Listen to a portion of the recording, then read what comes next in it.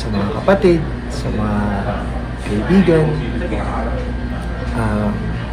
Ito, dito ako haharap sa inyo, maharap na humihingi ng taos-puso na sorry, sobrang sorry. Lalo na sa mami ni Jay.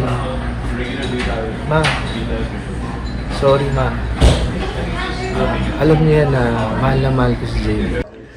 Sa simpleng hindi pagkakaunawaan, and siguro may halo na rin sigurong pagod sa maghapon na lakad namin. Kumbaga, tao lang din siguro ako, sir. Baka napuno lang din siguro ako. Na hindi ko sinasabi na tama, pero hindi ko para i-tolerate na gawin ulit. Humihingi ako ng tawad. Pasensya na talaga. Sorry sa lahat. Han, alam mo yan kung gaano kita kamahal. Alam mo yan kung gaano kita protektahan, bantayan. Sa lahat ng ginagawa mo, lagi ako nakasuporta sa'yo.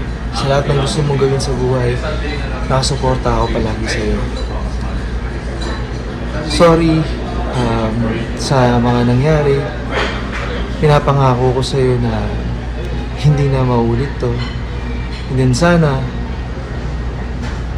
bigyan mo ng pagkakataon na ayusin natin tong pareho ng pribado na sa ating dalawa. Alam ko naman na alam mo din na mahal natin ang isa't isa. Madami tayong gustong gawin, pangarap na sana maayos natin at matupad natin. Yun lang naman sana. Na gusto ko ikaw na yung makasama ko talaga. Alam mo yan na may plano tayo na bumuo ng pamilya. Tuparin natin yan. Nagmamakawa ako sa'yo. Sana ayusin natin to. Sorry sa lahat.